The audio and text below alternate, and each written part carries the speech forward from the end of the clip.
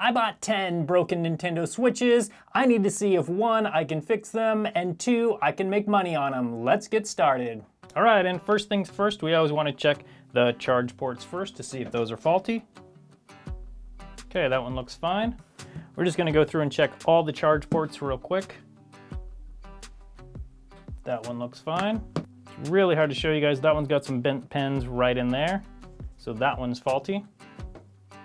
That one looks fine. Keep in mind, these are just kind of from what they look like. Sometimes you can't really tell until you get a really close look in there. That one looks fine. That one looks okay. So this lot has a lot of charge ports that look like they're just fine. So this should be an interesting one. Now, any of you guys that watched my previous 2 videos about these know that I had several charge ports bad on the first lot of 10 that I bought of these. These ones look like most of the charge ports are fine. This one's got a bend in it, for sure. You can probably see that on camera. Hopefully that one will be okay, we'll see. So far only one has a charge port issue. So the next thing we need to do is plug these all in and see if they charge. And here we go. Oh, here we go. This one actually charges. This is the bent one. So this one charges at 0.96. That's usually charges a little more than that. Oh, there we go. 1.76. That's about a normal charge. So this one is fast charging. This one might actually just have a bent case, and maybe that's the only problem. Hopefully. Let's keep our fingers crossed there. That will be number 1. Let's try another one. Hopefully have as much good luck on this as we did the last one. Oh, here we go. Okay. So this one looks like it charges, it turns on, has a good display. We'll need to plug some Joy-Cons onto this and see what all works and what all doesn't. Hopefully this one will be good. Hopefully it's not banned, but we'll take a look at that in a little bit. The first thing I want to do is just get these all diagnosed so I know what exactly I need to do on all of them. Okay, let's see what happens with this one. We've got 0.4 charging, good, and it also shows charging here. Those are both great news. So this one, since it's slow charging, it's not going to show a display, so I'm going to have to charge this one up, and then after it's charged up, then we can diagnose it further. So the first 3 are looking really good. Hopefully these keep going well. I'm sure that there's going to be quite a few that don't work, but we'll take as many good ones as we can. Okay, this one charges normally, but it does have a bad display. Okay, and this one is number 5. Let's see what happens. Oh, we got a blue screen. That's bad news. I don't think I've ever fixed a blue screen. It does charge normally, which is good, but I'm gonna have to do some reading up on the blue screen. And here we have number 6.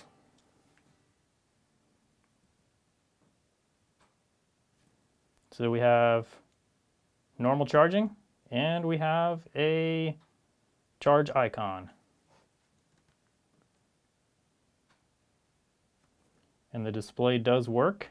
It's not going to turn on all the way because it is not charged enough to turn on all the way. But so far, this one's good news as well. Here we have number 7.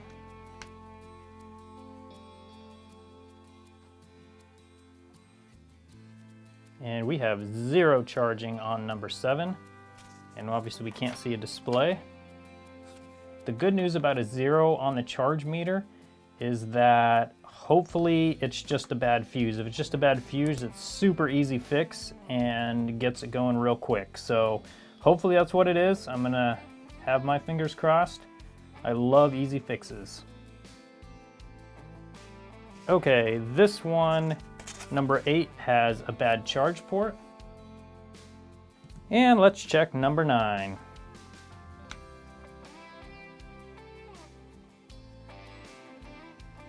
We've got normal charging, and we have a charge icon. So far, good news for number 9. We will need to let this one charge up as well. And here we go. Let's see if number 10 is going to be lucky for us.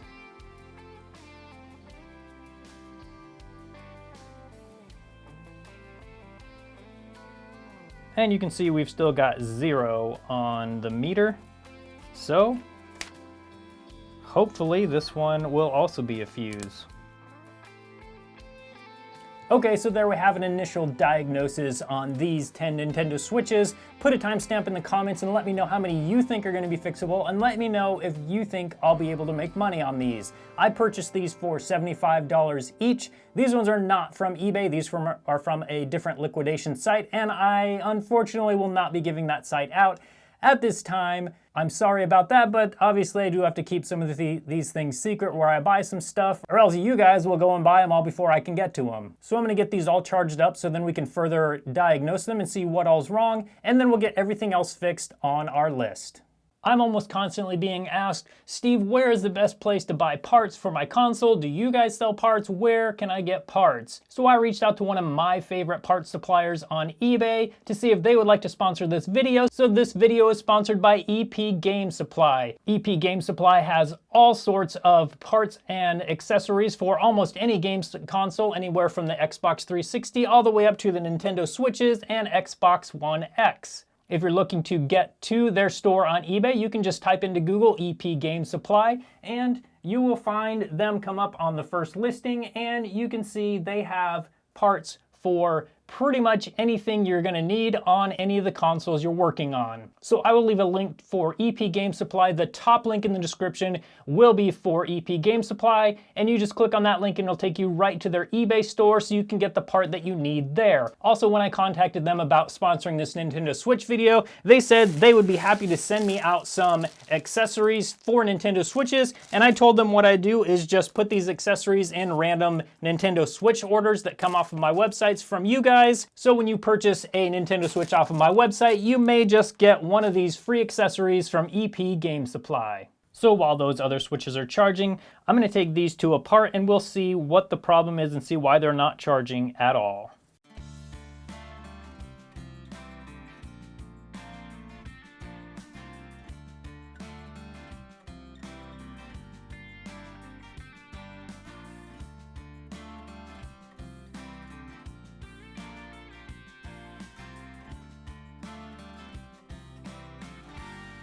Okay, what we see under these plates is gonna tell us how easy of a fix it's gonna be.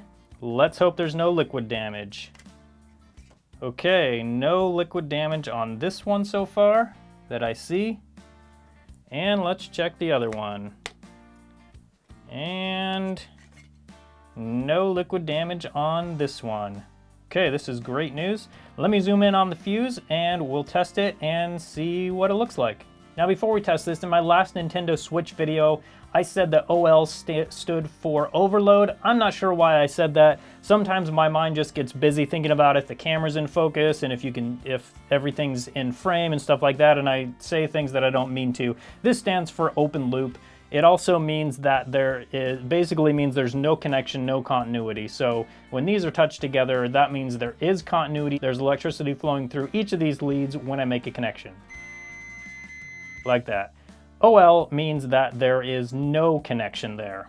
So let's check this fuse. So I'm putting one probe on one end of the fuse and the other on the other end.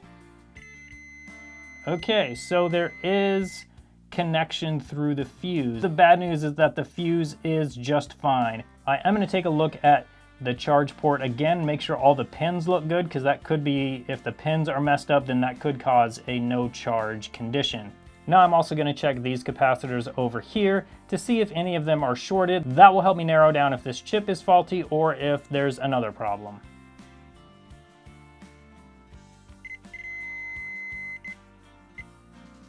So there is no short on this capacitor. Let's check this one. No short there.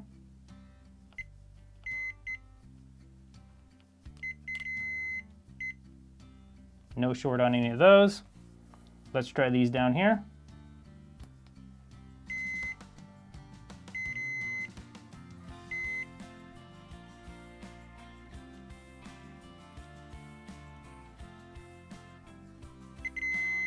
No short there. And that guy's good.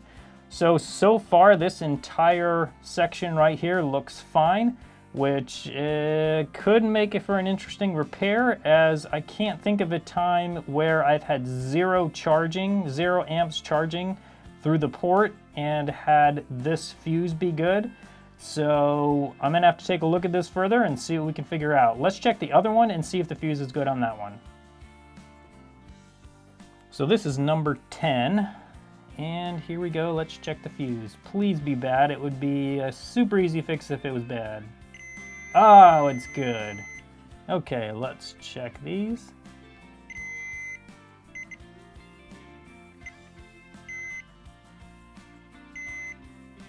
And capacitors are fine as well.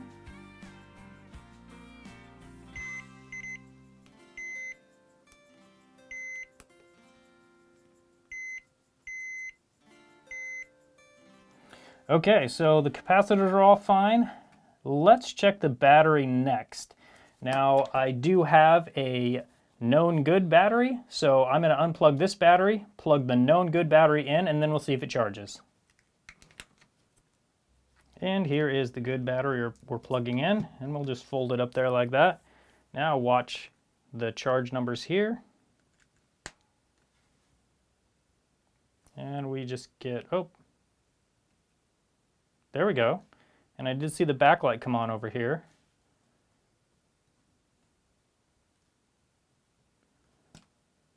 Okay, so let's plug the battery back in now. And let's see if maybe I just didn't have the charge cable plugged in far enough last time. Here we go. Okay, so it looks like maybe I just didn't have that charge cable plugged in enough. Let's see. Yeah, here we go. So we do see that it is charging too. And it's charging at 0.4. That's about right. Okay, so maybe this one is easier than I thought as well. Let's cross this out. And it is charging normally. The other thing that I thought is maybe possible is if this battery was really low voltage or something, I plugged a known good one in, maybe that told the logic on this motherboard to go ahead and charge this battery. Possibly, I don't really know. I know there are a bunch of components on the battery, and I know that this motherboard will decide when to charge it or not charge it, so that's possible, I guess. Let's take a look at number 7 that we just looked at and see if we have the same problem with that one. Okay, and here we go, number 7. Let's plug the charge cable in all the way. Definitely is in all the way. We'll wiggle it. Oh, we're getting some numbers there now. Okay. So, just my faulty testing methods apparently, because when we plug this cable in all the way, then it works fine. The other thing that I need to check is there is possibly some debris stuck in that charge port, and that could be why I have to really jam that cable in a little bit more than the other one. So I'll check that, but we need to get this all the way charged up, and then we can test it the rest of the way as well. Now we have all of these Nintendo Switches charged up, all the ones that will take a charge, so now we need to test the ones that turn on. Like number 10, it charges normally. This is the one we thought didn't charge at all. The one I thought didn't charge at all. So now let's plug the Joy-Cons in and test it.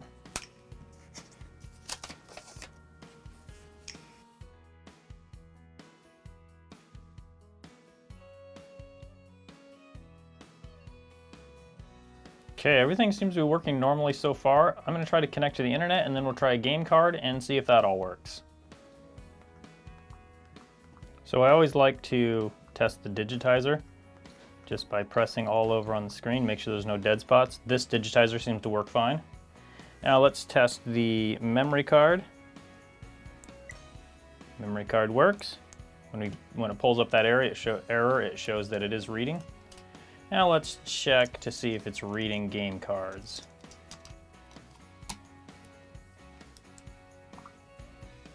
And it is. You see that little solid shape right there? That means that it is reading. So just need to test the internet and then we'll be done testing this one.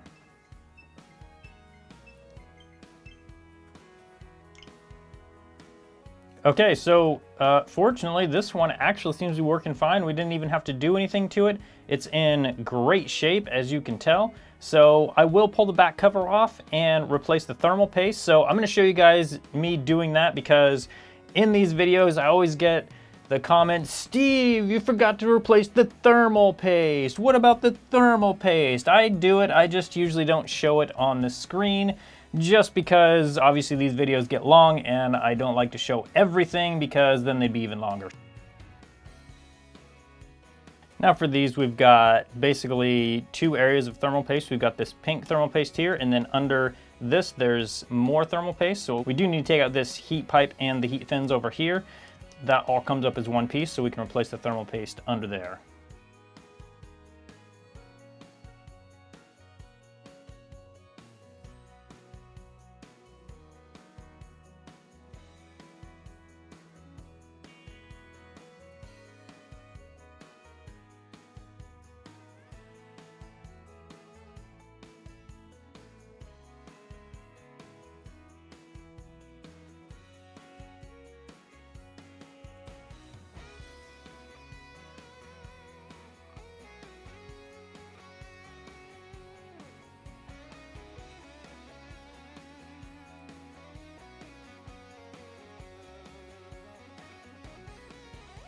I'll leave a link for the thermal paste that I use in the description below if you'd like to buy some.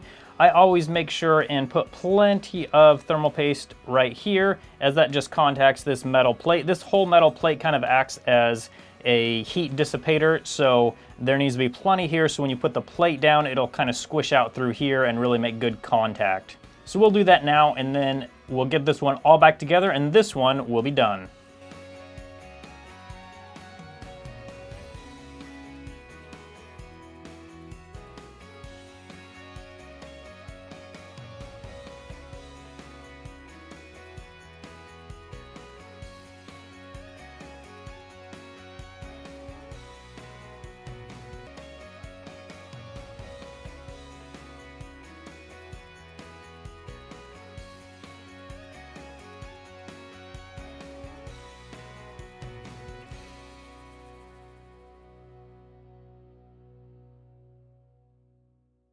So number 10 is done. You can see the condition in it. It's got some scratches on the back. The screen overall is in pretty good condition. I'll need to clean that up a little bit. I'll be announcing on Instagram when all these are for sale, and I'll probably just post them on my website and give you guys a link. So this is number 10 and it's ready to go. Now let's check number 7. This one also was the one that we couldn't charge at first, but now it charges normally. So let's check this one out and see if it works as well. That Joy-Con connects, and so does this one.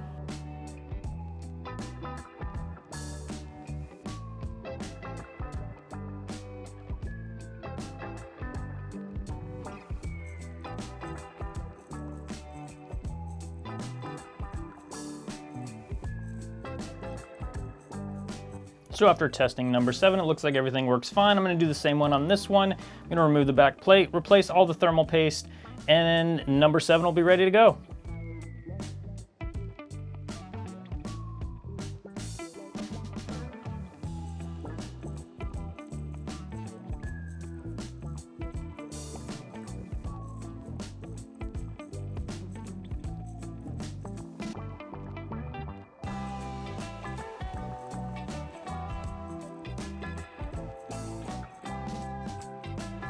Now, even though I am marking done on these, I will go through and reset them to factory settings, and then I also will clean this screen and test them in the dock as well. If it works with the charge port working this way and then flipping it around and working the other way, if it charges both ways, then it should work in the dock, and it pretty much always does, but I will go test them just to make sure.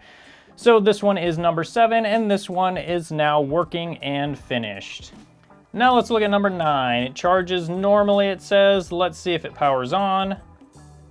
Yes, it does.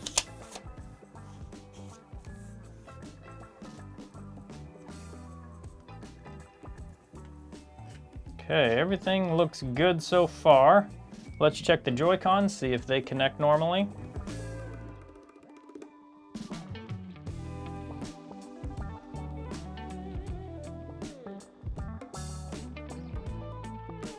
So pretty much all we need on this one is to put a kickstand on it. That's cost about $5. So after that's done, this one will be ready to go. Let's put that kickstand on now and get that all done. So I'm actually going to take this from one of the other consoles that we'll talk about in a minute that I don't think is going to be fixable. So we're just going to pull this out.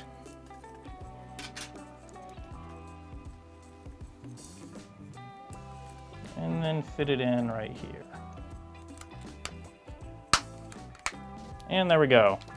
Now we have a good working kickstand. I will go ahead and clean off this sticky stuff, and I also will test this in the dock and then factory reset it just to make sure everything's ready to go. Let's go ahead and factory reset this now in case any of you don't know how to do that. Let's do that now so you can check it out.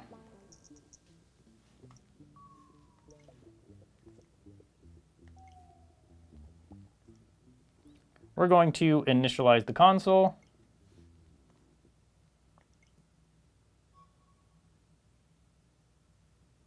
Once it's been initialized, the deleted data cannot be recovered. Yep, we know that. And now it's initialized. Now watch what comes up on the screen. It's basically like when you purchase it from the store, this is what would happen. And there we go.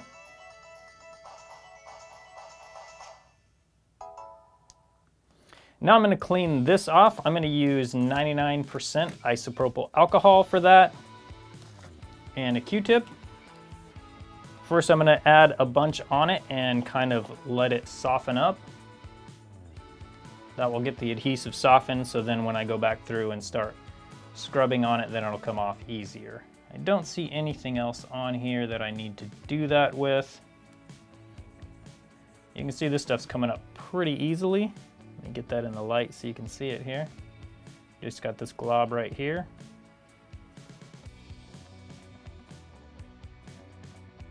You can see how nice that turned out. Just got all that adhesive off.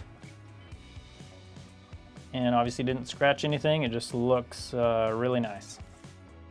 So number 9 is also done. Now I got a bunch of questions on my last video about repairing these, about how long it takes to fix all of them. Normally it takes about 30 minutes or so to fix one of these, just depending on what all needs to be done. If I need to replace the charge port and several of the chips or something like that, sometimes that can take a little bit longer, but it also can take shorter. If I just need to replace the charge chip on the other side of the board, that doesn't take 30 minutes. So, you know, I figure it averages about 30 minutes per console that I fix. So this one is number 2. It says it turns on and charges, and it looks like it does do both of those things. Let's double check the charging.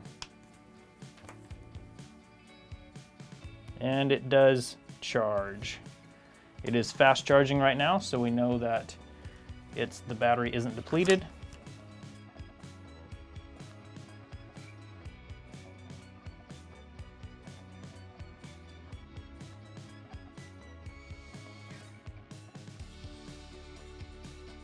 Oh, do we have a Joy-Con connection problem? Okay, it shows connected right now, and it's working fine. But I'm pretty sure I did connect that once, and maybe it came disconnected. I'm not really sure on that. Check the digitizer.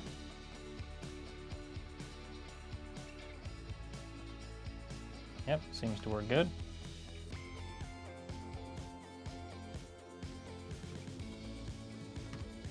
Oh, there we go, look at this. So this Joy-Con is disconnected now.